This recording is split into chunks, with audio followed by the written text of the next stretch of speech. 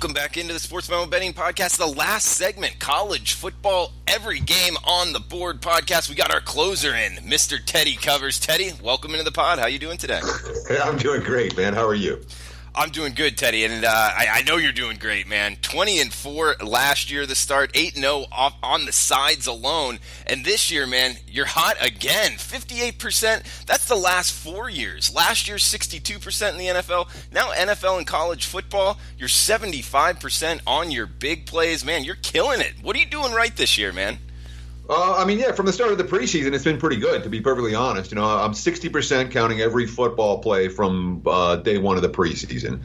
And that's the goal you set for yourself. If you can hit 6 out of 10, you'll make everybody money all year long, and no one's going to complain. And your bankroll's going to grow, and everyone else's bankroll going to grow. So, I put a lot of work into this over the summer. I'm not surprised. I expect to have success in week 1 and week 2 and week 3 of the season. That's, these are the times that it's a difference between busting your ass over the summer about what's going on and trying to piece things out as they come up as the weeks progress. So I expect to have good starts. We're having a good start already this year, and we'll see if we can keep it rolling this weekend in both college football and the NFL. Absolutely. I think we will. And guys, you can jump on his full season NFL and college football for a special discount code here with the podcast coupon code Teddy500. We'll take $500 off. Huge discount here. NFL, college football combined package. You'll get every play he releases throughout the national championship, throughout the Super Bowl. That includes the prop package he'll release at the Super Bowl for $500 off. Huge discount there at sportsmemo.com. Coupon code Teddy, Teddy 500. Teddy 500 at checkout. Teddy, let's grab some winners for the listeners on the pod. We're 177, 178 all the way through the end of the card. Starting off here, small conference action. Georgia State at Western Michigan. Seeing Western Michigan, the MAC team, laying 8.5 or 9, 69.5 the total. I like the Sun Belt here, Teddy. I think this Georgia State team's underrated, and catching 8.5 or 9 now, I look towards the Sun Belt team. How do you feel? I don't know that Georgia State's underrated, just because they beat Tennessee, mm-hmm. and when you have a team that was 2-10 last year, and they just beat Tennessee, then people don't pay as little attention to them as they did in other situations or in previous seasons. When you have a team that pulls that type of an upset, all of a sudden the spotlight shines a little bit brighter. Now, last week, of course, they were laying points to Furman and didn't get the number job done then. And it's not like Georgia State's defense is a unit of strength, and it's not like Georgia State is a team that has any recent history of going on the road and having point spread success, etc. They've been a bad spread team. They've been a consistently overvalued commodity in recent years. I do wonder about the spot for Western Michigan. They put a lot into the game last week at Michigan State, and it was a no-show. The Sparty just blew them off the field. And, they have tended to be competitive in that rivalry. So now in this, kind of weird spot between Michigan State, they go to Syracuse next week before the heart of MAC play. It's not necessarily an easy team to lay more than a touchdown with. So not one I'm going to get involved with. All right, good stuff, Teddy. To start it off, we got Texas State at SMU up next. SMU laying a big number here, 17.5, high total 62.5 here. It looks cheap to me. The only way I'm interested in this game is laying the points with SMU. Of course, you've got a Dykes offense that is clicking. Certainly was clicking last week, and that may well have been a buy sign for SMU a week ago, and they had a pretty easy time of it in a impressive blowout win against a North Texas team that doesn't give up 7 touchdowns that often. And SMU, that offense was clicking. It was clicking in the opener against an Arkansas State team that looked pretty good last week. And Texas State is garbage. This is a bottom feeder program that doesn't have a whole lot of skill position talent and doesn't have defenders that I trust to get stops. So I thought the number was fairly cheap on SMU.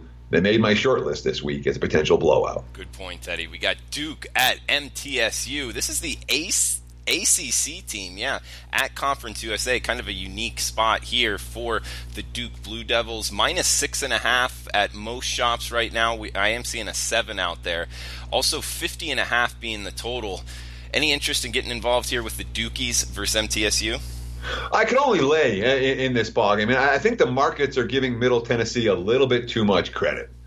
In the opener, they hung 21 on Michigan. They didn't get completely blown off the field in that game. Huh? I mean, Michigan's, how do we phrase this politely? That happens against Michigan opponents at times. That's your alma mater, though, Teddy. You got to be nice to them. I don't have to be nice to them. They screw. I tell everyone flat out, they screwed me financial aid wise my senior year. I just needed one more year to graduate. My senior year, I was hungry. I had to freaking collect.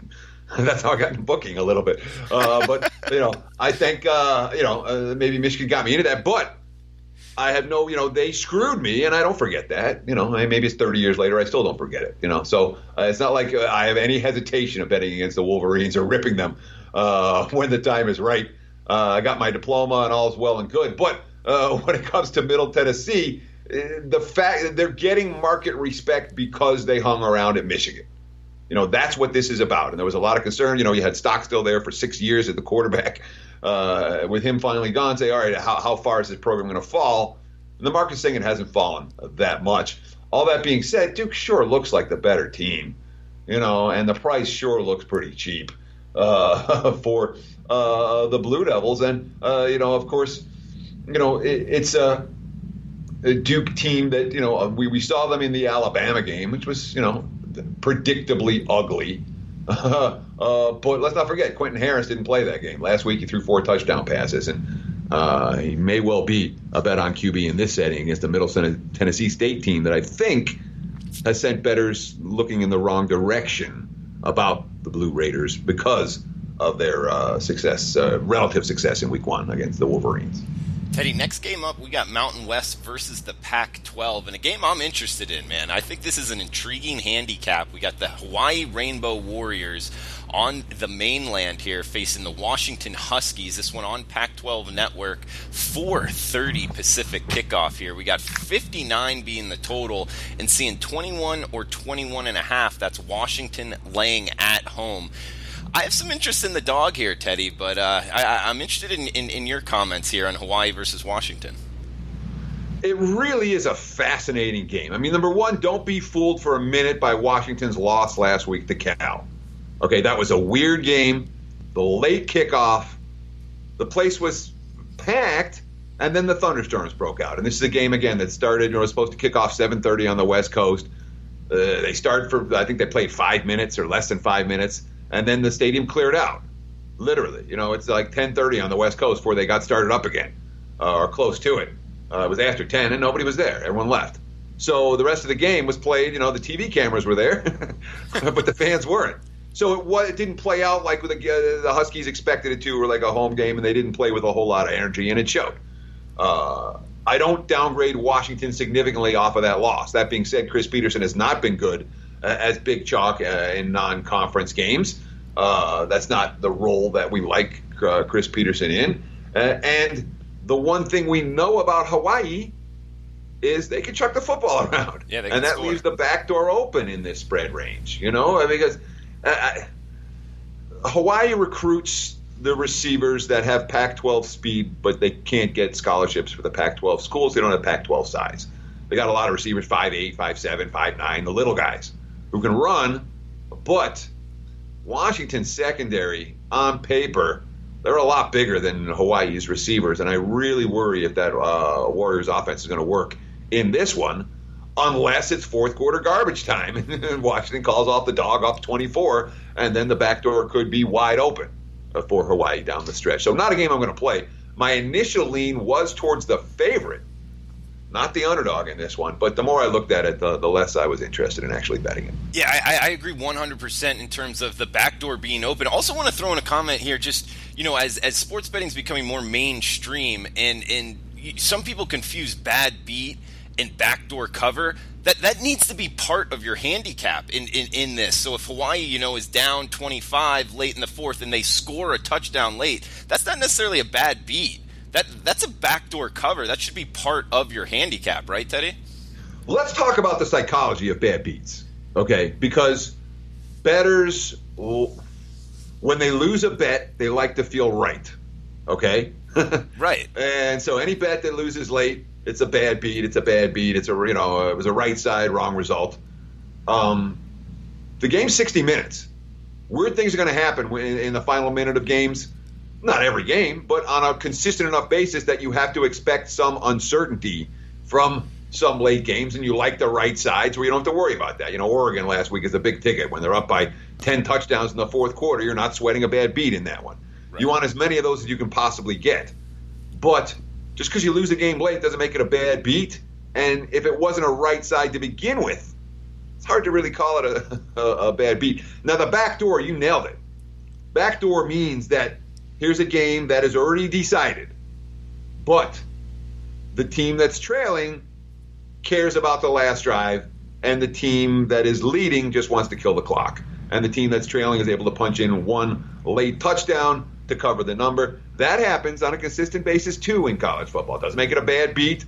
It means that, if you're laying 21 with Washington, you better hope they have a 30-point lead with 7 minutes left in the fourth quarter, because that's what it might take to cover this number.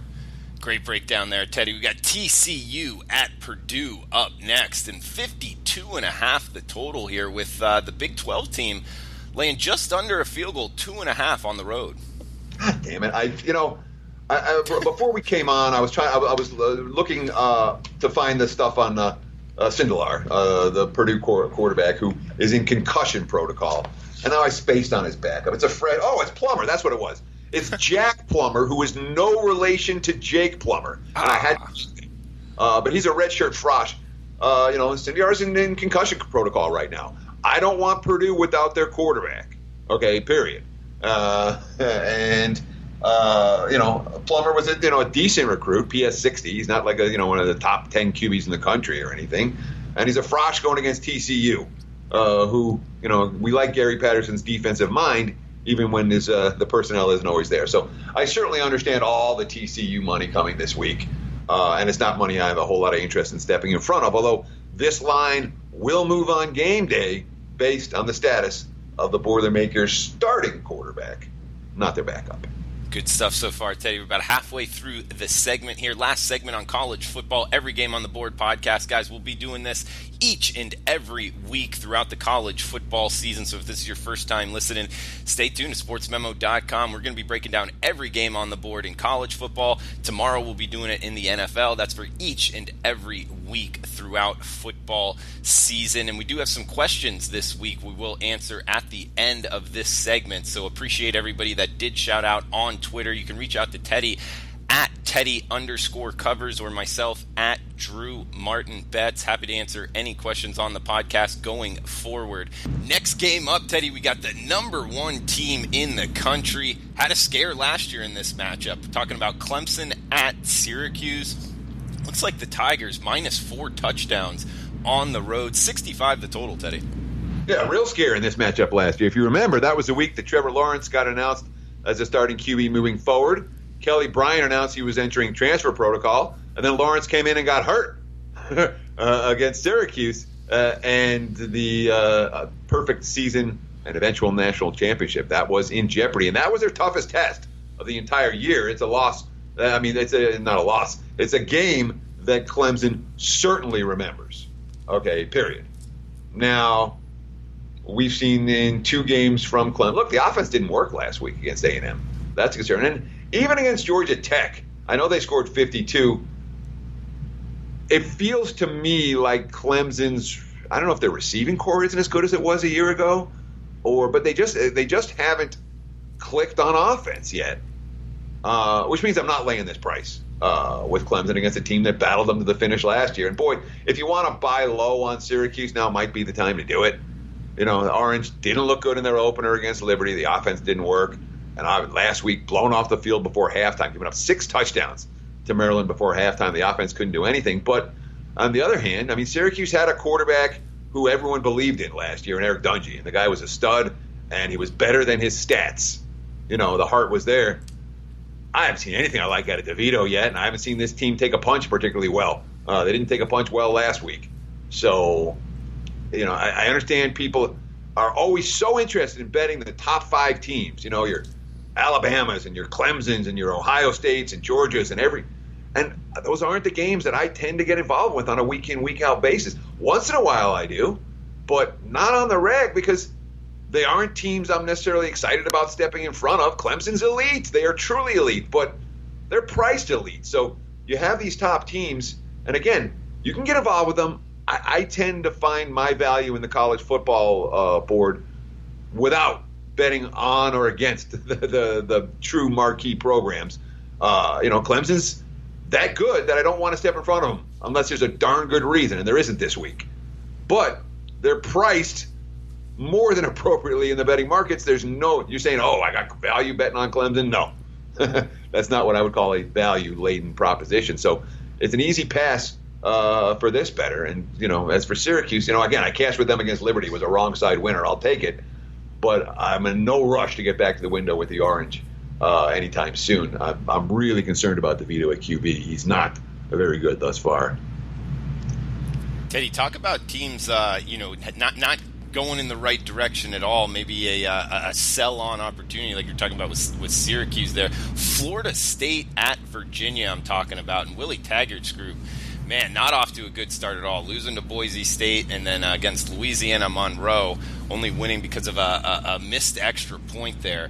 I guess if you're looking and kind of really looking for reasons to bet on Florida State, one might be they get out of Tallahassee for the first time. Sometimes that could be a positive. I'm just really reaching here for reasons to bet Florida State.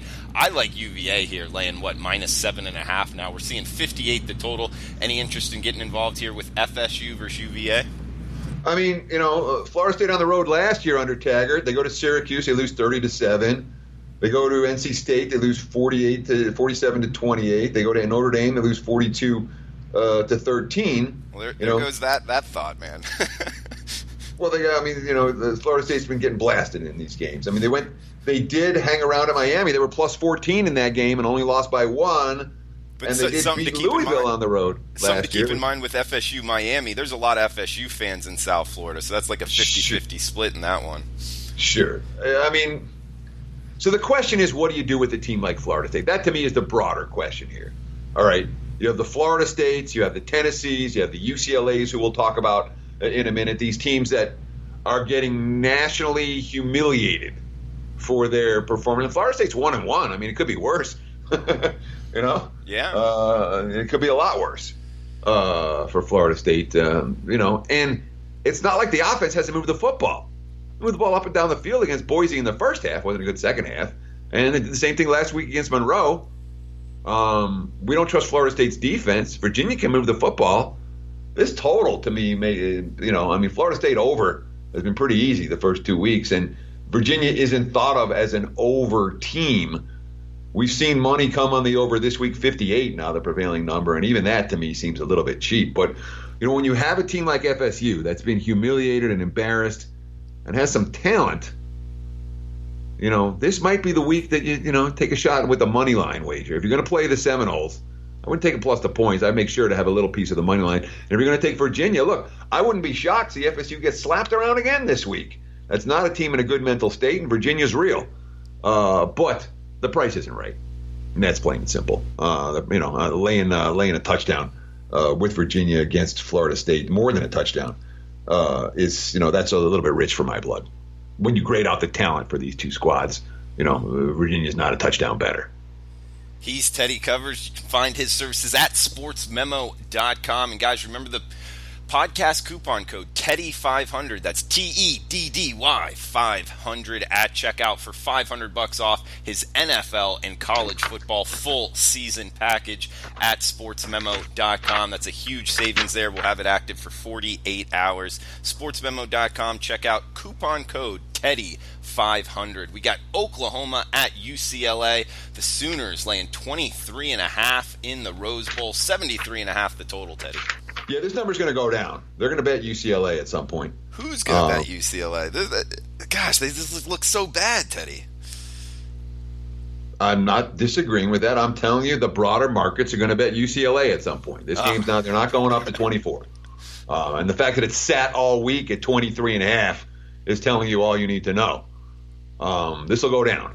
And maybe not way down, but at the public shops, you might get 24, 24.5. At the sharp shops, you will not. And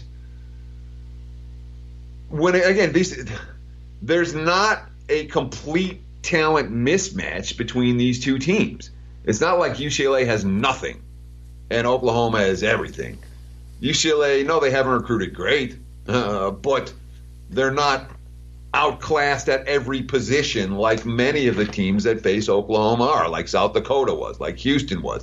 And, when it comes to this time of the season in college football, 2 weeks in, 3 weeks in, the teams that were dominated lesser opponents at home, and then they go on the road and face somebody, even if UCLA is not good, they're real. That's a Power 5 talent on the Bruins. And instead of laying 14, now you're laying 24, or 23.5 or whatever it is. I mean, 2 weeks ago, this line would have been 2 touchdowns. I think that's what it was, or close to it on the look-ahead lines, maybe not even. So because Oklahoma's been at home blowing out these opponents, you're paying a premium with that squad. And it's not like they can't. Maybe they win this game 49-0. It wouldn't shock me. But if I had to play it, I could only take the points with a team that isn't outclassed athletically against the Sooners. The price is just too rich. Yeah, and Teddy, that's why I like doing this podcast. I like hearing, the other side of this, because when I first look at this line, I'm like, man, who would bet UCLA? But you're right. I mean, first time on the road, they blew out 2 way lesser opponents. Now you're going against, a Chip Kelly-led offense. Talk about that back door possibly being open. Although they have only scored 28 points total this season in UCLA. A lot of people liking what the quarterback DTR. I don't know. I don't really see it. I mean, maybe the talent's there. He hasn't showed it on the field yet.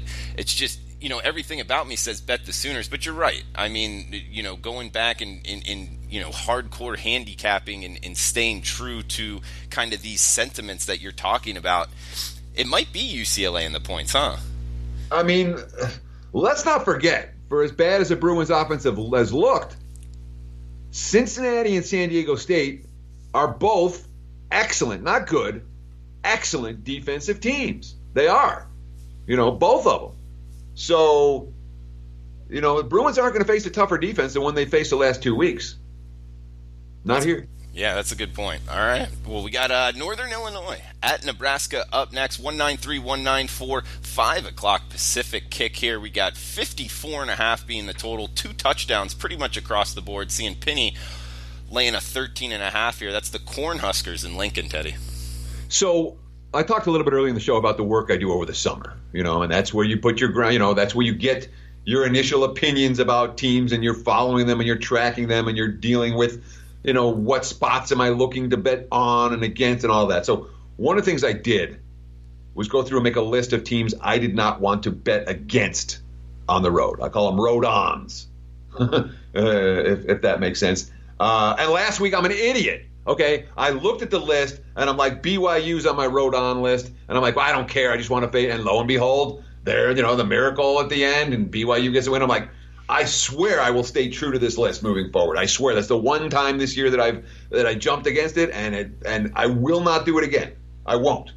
Northern Illinois is on the bet on road list, so it's a Northern Illinois or pass for me. This team has been consistent money producer on the highway in the underdog role, and everybody knows the spot here for Nebraska is pretty crappy. I mean, it's not a situation where Nebraska is going to brush that off. They're in revenge against a rival. They're up 17-0. They're in control of the game. They let it fall apart, and they end up losing in overtime thanks to a bunch of big plays. Next week's is their Big Ten opener. And again, it's Illinois, but it's still their Big Ten opener. And this is the game in between, which is a natural flat spot. So we like Northern Illinois in this role. We don't like the spot for Nebraska. All that's priced in, though, from a pure powering number. This game's short. And that's why I didn't get to the window with Northern Illinois here, because my powering number came higher, even given the spot. And boy, I do like this Adrian Martinez, man. I know that he makes mistakes, but some of the plays he makes, your jaw just drops. And I don't know that Northern Illinois is going to have the defense to stop that. Teddy, next game up, heading to the state of Texas. Texas visiting Rice. Interesting here. 32 the point spread, 55.5 the total. I have absolutely no opinion on this game. You know, we saw last week what decent skill position talent is going to do to Rice.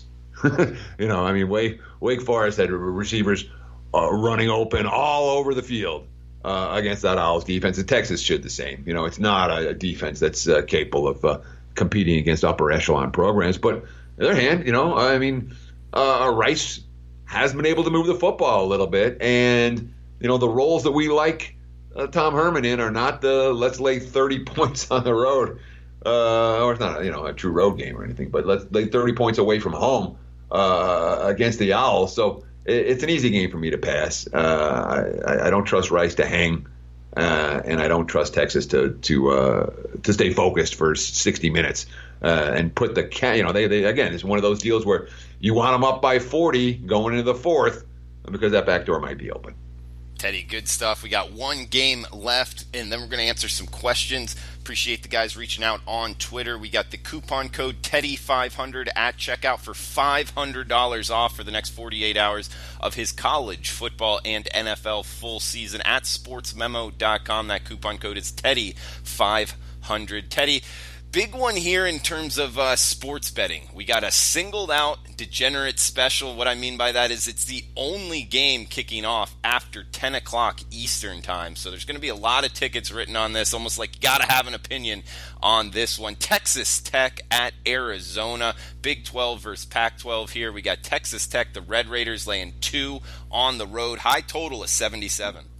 Well, there is the Boise State-Portland State game and the Oregon-Montana game. So there are 2 other late-night games. Of course, those are both games involving FCS squads, games that I don't tend to get involved with because I don't accurately power rate FCS squads, nor do I know exactly what their focus is for any given ball game. So those are games I tend to leave alone.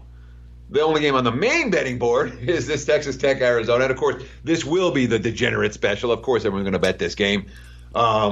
Especially if you had a bad day, everyone bets this game. And please, for God's sakes, don't, of all the things I can tell you, I mean, I know we give out a gambling, but don't chase. If you're running bad, go to sleep, wake up the next day, and see what you can do. But I know that oftentimes my advice will be falling on deaf ears for some of this stuff, but I have to at least say it because, you know, the games that you don't have a strong opinion on and you put big bets on because you're down for the day, you know, we know how those tend to turn out. So when it comes to Texas Tech and Arizona, Teddy, I was just going to say, taking all that into account, you know, don't chase, exactly. But having said all that, if nobody's going to listen to it, all right, what do we got? Texas Tech, Arizona. But the key, this is the big key, okay? Look, it's happened to all of us. We had a bad day, whatever it is. You want a little action on the late game. A little action is fine. What you don't want to do is say, all right, this is how much I lost today. Let's double or nothing on a game that I don't have a strong opinion on. That's where people get screwed. You know, that's where things go from bad to worse in a hurry. So you want a little action? Do you want to try to make a couple bucks back or add on to your profit after a real good day, whatever it is? That's fine. So my initial lean was definitely towards Texas Tech. I think Texas Tech is better than Arizona. And you started doing a little reading and a little thinking, a little research. And you're like, you know, in the fourth quarter of this game, do you trust Texas Tech's defense to get a stop against Khalil Tate? Because I don't. And that's what it's going to come down to in the fourth quarter. Someone's going to have to get a stop against someone. And I don't know which defense is going to do it. 77 seems high, you know. Doesn't seem that high. You know, these are 2 teams that will absolutely push the pace start to finish. All right. These are 2 teams that are going to throw the football all over the field. So the clock's going to stop after all the incomplete passes. And, of course, it stops when they reset the first down markers as well. You have 2 teams that are potent, very potent, fast-paced offenses with capable quarterbacks and playmakers at wide receiver. You have 2 defenses that, I mean, let's call them what they are. You know, works in progress. If either QB finds a rhythm in this game, and I suspect they will, the defense are going to be hard to stop. So maybe it's the late-night bailout special and it looks too high. If I'm playing this game, though, a total's the way I'm going to look, and I'm going to bet touchdowns. I think we can get 11 touchdowns or more in this one. 77. Again, you're not getting a cheap number here, but it's a reasonable number given the potency of these two offenses. Man, great breakdown, Teddy. Good advice in sports betting, and then good breakdown of the game. And also, keep in mind this is the last game on the board. A lot of people going to be betting it, and more bettors like to bet overs than unders. So this would likely inch up towards kickoff, right, Teddy? At the square shops, it will. Again, just to think for a minute that public money affects even 1 point spread or total in college football it's an incorrect thought. Even in a situation like this, singled out even in a single event game. Look, the books that cater to recreational players, okay, their total is going to be higher than the broader market. Absolutely. Joe Public's going to be betting the over in this game, and the books that don't accept wise guy action are going to make the bettors pay a premium to get on the total. But the books that take wise guy action, and there are plenty of them both here in Vegas and around the country and offshore, those bets aren't getting this is not going to get steamed up like crazy. Not even maybe. All right, great breakdown of the games from Teddy Covers. We've got a couple questions from Twitter we will answer. And guys, remember the coupon code Teddy500. Huge discount there on his NFL college football full season package at sportsmemo.com. That coupon code is Teddy500 at checkout. Teddy, a couple questions here. Shout out to the guys asking them. We got Brandon Boyd at Brandon Ist. We got question, what have FCS schools done so far versus Power 5 schools in terms of spreads? Question mark. Is there a 10 to focus on this week? I only ask because Mtsu plays Southeast Missouri State this week. When it comes to that's a very broad question, and I don't think I'm going to answer it. And thanks for the question. We appreciate you asking. Really do. I appreciate all the Twitter comments and questions, and I know I'm not great at answering them, but Drew's great at bringing them onto the podcast, so I appreciate that, Drew. And I appreciate you guys for reaching out. I really do. But when it comes to a broader trend for FCS schools against FBS schools, there isn't one. There's an enormous sample size. Each game literally has its own nuance, and I rarely get involved because of that, simply because I don't know the FCS schools as well. I don't know the coaches. I don't know the history. And in order to try to do that with everything else that I do over the course of a week, it's too much. So I can't. So those are games that I personally don't get involved with basically ever. But when you're looking on the trend side of it, it is, again, when you're looking at a 1,000-game database and you say, all right, well, it's 550, 450. Oh, there's an edge there. Yeah, maybe. I don't think there's a broader trend in the market that says you want to be playing on these FCS schools, you want to be playing against these FCS schools. A lot of it has to do with the focus of the favorite. And if you can handicap that correctly, if the favorite's coming to play, they're going to win by margin. And if they're looking past this opponent to whoever they're playing next week, they're not going to cover the number. And that's the case in a lot of these ball games. So to me, that's the better factor than a broader sample size. I don't know if I answered your question well, but I answered as best I could. No, it's a good answer there, Teddy. And the only thing I'll add is, just handicapping it from a blimp's view of quote-unquote FCS, I kind of think you're doing it wrong because there is a wide margin in FCS from the bottom to the top. The top teams, I mean, heck, I would power rate them higher than the UConns and UMasses of the world, Teddy.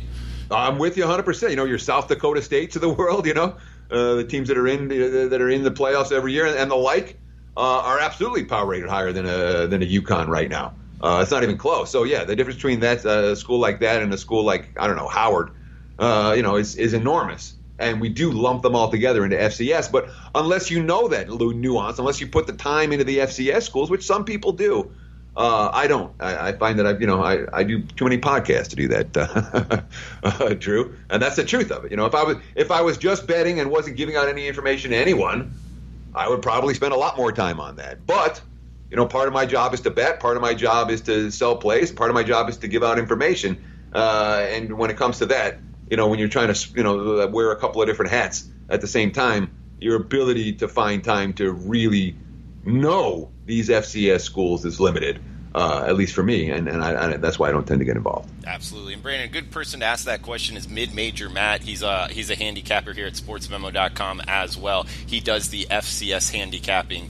as well. So maybe reach out to him on Twitter as well. Mid-Major Matt is his Twitter handle. We also have Tiger Bob here asking, I have a question. I would like to hear how the pros go about setting their point totals. I think he's talking about totals in-game. I understand how they use power ratings to set spreads, but not sure how they go about coming up with game totals. Also, what, if any, are the key numbers in totals? So, are we talking about team totals or the total for the game? I think he's talking about like the actual total for the game, correct? Yeah, correct. Yeah, I mean, so every team, just how a team has a power rating number for their side, they've got a power rating number for their total as well. One team might be 24 and another team might be 35.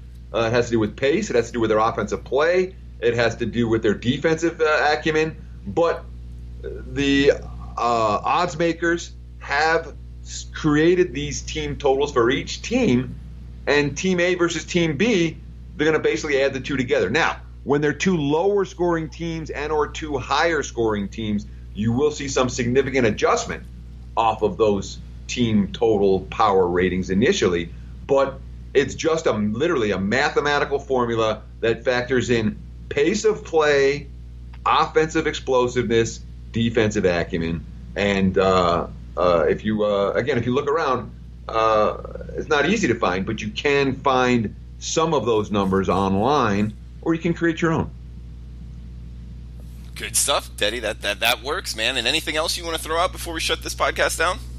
I want to say thanks, man. Thanks for taking time out of your busy day to hang out with me and Drew.